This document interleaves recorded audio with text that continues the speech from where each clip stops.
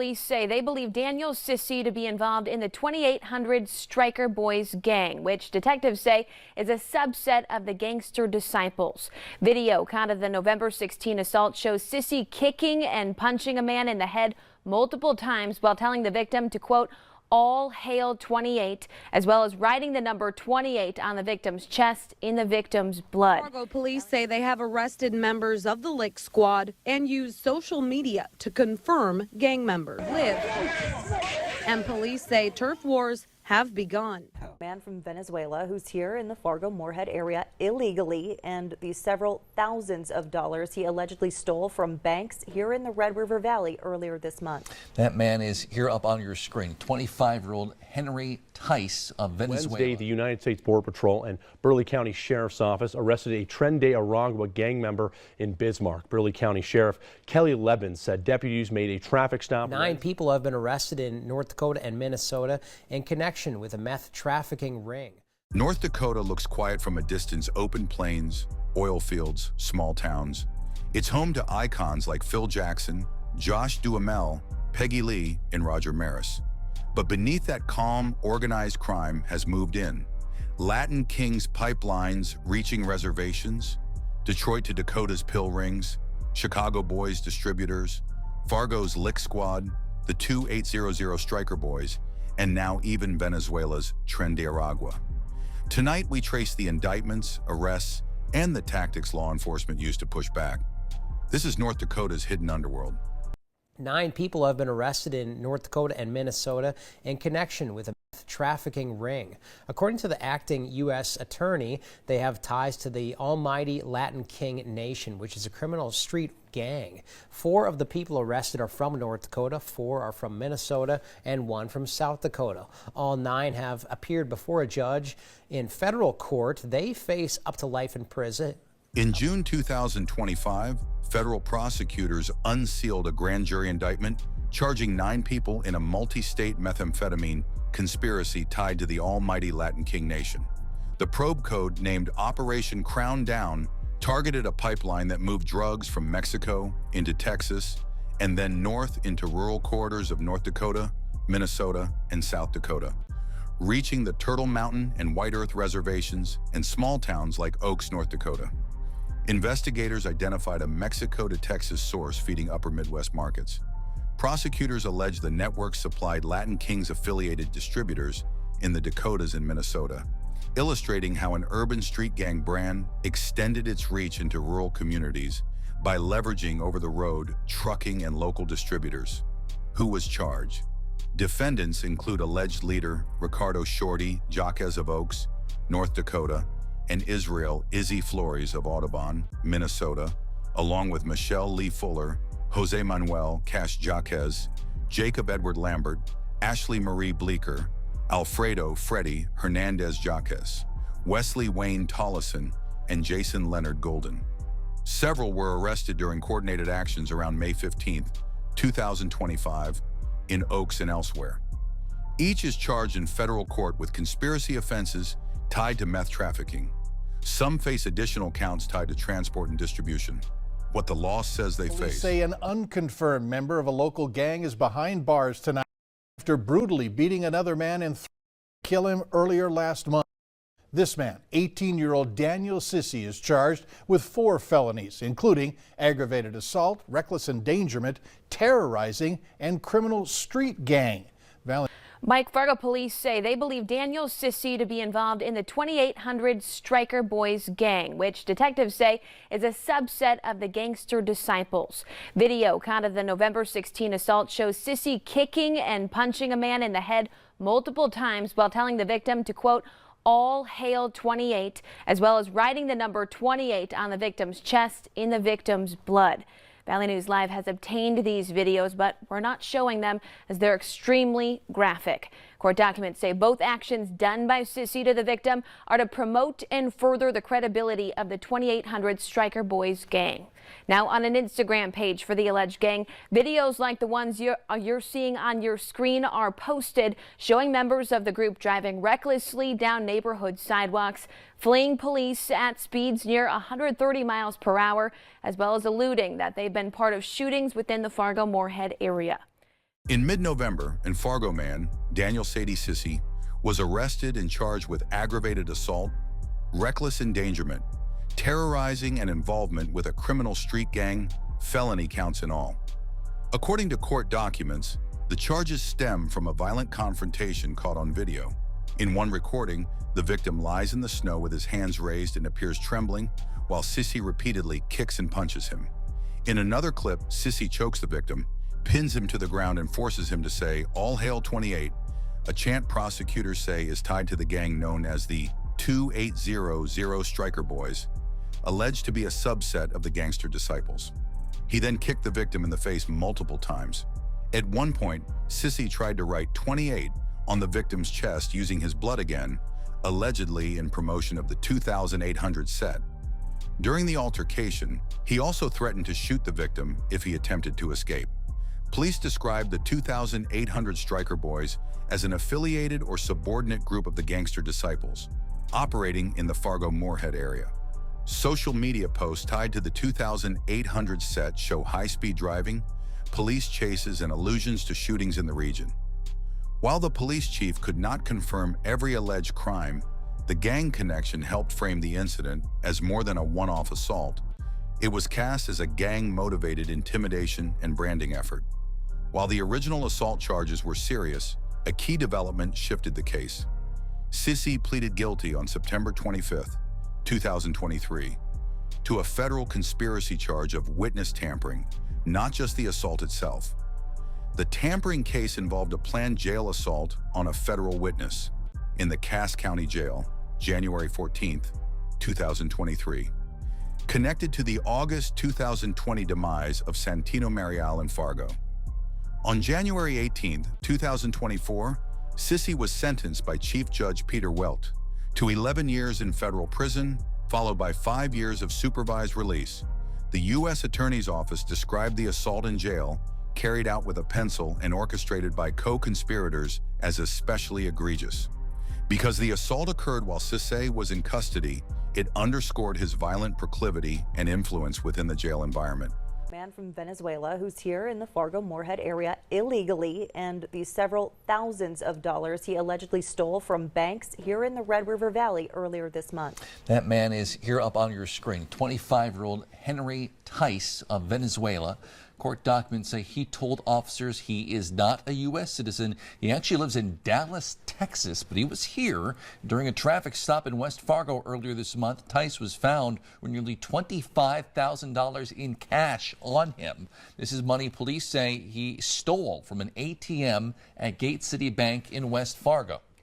The traffic stop on Tice led to the arrest of 2 other individuals in South Dakota and the discovery of a much larger Venezuelan gang here in our area. The Venezuelan gang, Tren de Aragua, has been on the move since 2021, and police believe there have been cases of them here in the Red River Valley. Back in early November, West Fargo police arrested 25-year-old Henry Tice after a traffic stop outside of the Gate City Bank in West Fargo. He was pulled over for having a taillight out, but was arrested for felony theft. During that traffic stop, starts talking to the individual, is here illegally. Yeah. Is not a citizen of the United States. And as he questions him, he ends up finding that there was over $24,000 cash in his vehicle. Through further investigation, police say that Tice told them he wasn't from the United States. West Fargo Police Chief Pete Nielsen declined our request for an interview today, but sat down last week on the Jay Thomas Show. Chief Nielsen spoke with Thomas about this theft called jackpotting. Henry Tice went here, Gate City Bank in West Fargo, where he pulled more than $24,000 cash out of an ATM machine.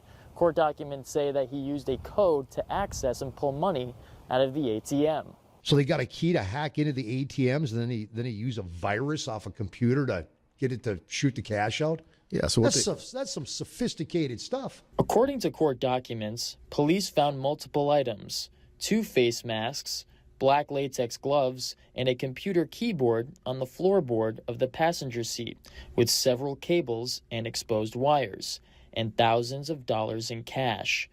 When asked if this theft is tied to a much larger gang out of Venezuela, here is what Chief Nielsen had to say. There's so many of the different places that have been targeted. It's so random. It's everywhere. So what's next?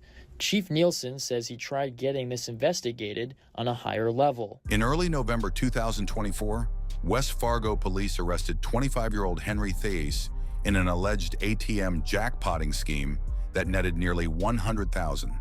Investigators say Theis admitted affiliation with the Venezuelan prison gang Tren de Aragua and described using malicious software to force cash dispensers to pay out. Two alleged accomplices, Jefferson Rodriguez Quintero and Ryber Sanchez, were also taken into custody. Local officials called the case a wake-up call, citing both the scale of the thefts and the appearance of a transnational gang brand in a remote state. West Fargo police said they were monitoring additional possible connections. On Wednesday, the United States Border Patrol and Burleigh County Sheriff's Office arrested a Tren de Aragua gang member in Bismarck. Burleigh County Sheriff Kelly Levin said deputies made a traffic stop Wednesday and 4 individuals in the vehicle were found to be in the country illegally. Levin said Border Patrol advised the Sheriff's Office to take them into custody and they were eventually turned over to Border Patrol. According to a social media post on the Border Patrol Grand Forks sector, one of the individuals is an active associate with the Tren de Aragua gang out of Venezuela. On January 29, 2025, federal and local agents with the Border Patrol and Burleigh County Sheriff's Office arrested a Venezuelan nation identified as an active member of Tren de Aragua during a traffic stop near Bismarck, North Dakota.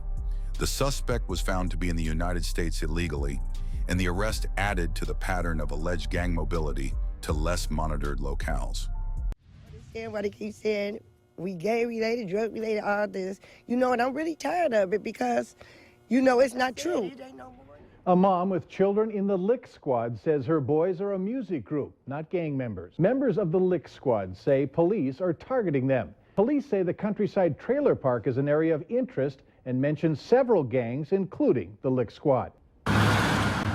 Believe it or not, it's just not true. Lick Squad is actually a rap group. A gang accusation came as a surprise to Carmen Berry. Her sons and nephew are part of the Lick Squad. Gang peoples don't go to school and graduate. You know what? My house is full of trophies and full of all kind of beautiful things that my boys have accomplished. Now, I would admit it's been a lot of crap going on here at this house, but no gang stuff. That's just not true. Fargo police say they have arrested members of the Lick Squad and used social media to confirm gang members. Staff that led police to the Countryside Trailer Park in South Fargo, near where Barry and members of the Lick Squad live. And police say turf wars have begun. 2015, 6 people were arrested during a raid at a home on the 1900 block of 54th Avenue South in Fargo. Authorities said the home, located approximately 2 blocks northeast of the Shanley High School campus, contained various drugs. Among those taken into custody were Marvin Berry Jr. and Marlo Bell. Berry was charged with possession of a controlled substance with intent to distribute, manufacturing drugs, tampering with evidence, and child endangerment. Bell faced charges of manufacturing and child endangerment. Other defendants each charged with combinations of child endangerment and Mary-related delivery or manufacturing. Police identified Berry and Bell as members of the Lick Squad, described by law enforcement as a gang, though the defendants maintained it was merely a rap group. The Fargo Police Department's Metro Area Street Crimes Unit had flagged the Lick Squad as possibly gang-affiliated, citing alleged past gang crimes attributed to its members, including drug dealing, assaults, and terrorizing. In the home on 54th Avenue South, the presence of young children in the home at the time of the raid, and the seized controlled substances heightened concern about the intrusion of narcotics activity into residential and school-adjacent zones. Police asserted that Fargo Moorhead's positioning along interstate corridors made it a hub for distribution chains reaching rural or suburban populations. Marvin Berry Jr. pleaded guilty in Cass County District Court and was sentenced on August 2nd, 2016 to 9 years in prison for a series of charges stemming from the 2015 raid, including possession with intent to deliver, manufacturing Mary, tampering with evidence, and child endangerment. He received credit for 72 days already served. Meanwhile, Marlo Bell entered an offered plea, acknowledging sufficient evidence a jury could find him guilty, without admitting actual guilt. And on August 23, 2016, was sentenced to 7 months in jail after pleading guilty to growing marijuana and contributing to the delinquency of a minor. Following his release, he was placed on 2 years of supervised probation. Violation of that probation carried significant additional exposure. Some co-defendants received deferred sentences or short jail terms depending on plea deals, cooperation, and role in the case. As of the available records, additional charges against some defendants, including Bell for the original 2015 raid, were still pending at the time of reporting. In September 2004, law enforcement in Clay and Cass counties, Minnesota and North Dakota, announced racketeering charges against 10 individuals alleged to be major distributors of drugs in the Fargo-Moorhead area and in locations extending to St. Cloud, Minnesota, and Sioux Falls, South Dakota. The 10 accused referred to themselves as the Chicago Boys, and court records noted ties to Chicago street gangs, as well as familial and associate links to convicted racketeer Lionel Fraction. At the core of the case was an enterprise that traced its distribution network back to Chicago gang connections and used Fargo-Moorhead as a logistics hub because of the intersection of interstate highways in that region, operations and supply chain. According to the 30-page complaint, the enterprise operated across state lines beginning in or before 1996 and continued through the years leading up to the indictment. Confidential sources conducted at least 11 controlled buys in Moorhead, Minnesota, and 8 in Fargo, North Dakota, purchasing drug distributions from the defendants at residences, convenience store parking lots, and restaurants. The quantity of crack purchased in these buys ranged from approximately 0.7 grams to 8.8 grams per transaction, indicative of street-level distribution under the umbrella of a larger organization. Court documents allege that when Lionel Fraction entered prison, serving a 12.5-year sentence on a 2001 conviction, his associates kept the enterprise alive and growing. His relatives Gregory Cooper Fraction, Charles Edward Fraction, Marvin Jerome Fraction, along with associates Dana Cobbins, Ferris Lavelle Lee, Leonard Dwayne Wells, Herbert Christian Brown, Deborah Rose Ballesteros, and Kayla Sherry Disher, were charged in Clay County with racketeering and controlled substance crimes. Specifically, Gregory Fraction allegedly became the successor leader, riding a Greyhound bus from Fargo to Chicago to procure large amounts of coke, which was then broken down and sold in distribution cells controlled by the Fractions and associates. In early 2015, federal and tribal law enforcement agencies began investigating a drug trafficking operation that trafficked tens of thousands of pills from Detroit, Michigan into tribal reservations in North Dakota. In January 2021, prosecutors announced that 26 defendants were indicted on conspiracy to distribute and possess with intent to distribute controlled substances, with many also facing weapons and money laundering charges. 8 of the defendants hailed from Detroit, 1 from Kentucky, and 17 from North Dakota. The operation targeted the Turtle Mountain Indian Reservation, Spirit Lake Indian Reservation, and Fort Berthold Reservation. Investigators estimated the circulation into the reservations alone was worth around $2.5 million. According to authorities, the trafficking network used Detroit as a supply hub, shipping large quantities of pills northward. The pills were distributed in or near the tribal reservations, often exploiting locations where law enforcement resources were limited. The network also allegedly used local residences and stash houses on the reservations and engaged local persons for distribution roles. Federal officials described the case as unprecedented in the scale of the targeting of Indian country in North Dakota. Among the indicted individuals were brothers from Detroit, Baquan Sledge and Darius Sledge, who were alleged ringleaders of the distribution enterprise. Other indicted persons included a range of Detroit, Kentucky, and North Dakota residents who played roles in transportation, storage, distribution, or money laundering of the Oxy network. The 26-defendant case bundled all their indictments together under the Operation Blue Prairie umbrella. Over time, many of the defendants pleaded guilty or were convicted at trial. Notably, Darius Sledge was sentenced in January 2023 to 30 years in federal prison, followed by 3 years of supervised release, after conviction of continuing criminal enterprise, conspiracy to distribute and possess with intent to distribute, money laundering conspiracy, and maintaining a drug-involved premise. His co-leader, Baquan Sledge, was sentenced just days later to 30 years in prison, followed by 3 years supervised release. Additional defendants received sentences ranging from a few years to over 10 years in federal custody, depending on their roles in the enterprise. The sentencing marked the final step in a multi-year effort to dismantle the trafficking network.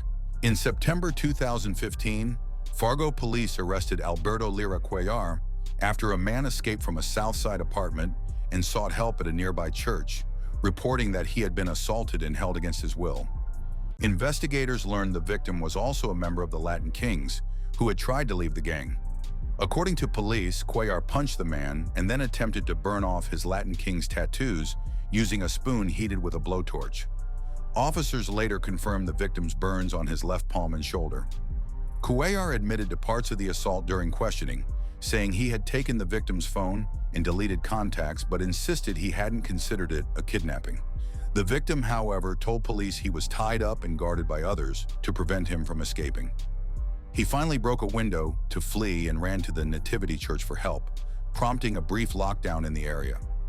Cuellar was charged in Cass County District Court with kidnapping, aggravated assault, committing a crime as a member of a criminal street gang, and theft. The kidnapping count alone carried a possible 20-year sentence. By January 2016, Cuellar reached a plea deal. He pleaded guilty to committing a criminal street gang crime, a Class C felony, while prosecutors dropped the most serious kidnapping and assault counts. The court sentenced him to 1 year in state prison and credited him with 145 days already served. The case underscored how internal gang discipline can turn into torture-style assaults and how prosecutors sometimes use negotiated pleas to secure felony convictions while avoiding re-traumatizing victims through lengthy trials. North Dakota is not the first place most people think of when they hear the word gang. But as the cases show, from the Latin Kings in Fargo to the Tren de Aragua arrests in Bismarck, from the Chicago Boys to the 2,800 Striker Boys, the state has seen waves of organized criminal influence reaching far beyond its population size. Each of these indictments tells the same story. Crime doesn't stay confined to big cities. It adapts, moves, and hides in plain sight, sometimes right next door to a school, a farm, or a quiet church. Yet for every headline, there's also a community fighting back federal task forces, tribal officers, and local police who've shown that even in one of the most remote states in America, no gang is beyond reach. Today, North Dakota continues to grow in population, in economy, and in complexity. And while the plains may still look peaceful from a distance, the cases behind them reveal a deeper truth. Every state has a story, and every quiet place has a dark side.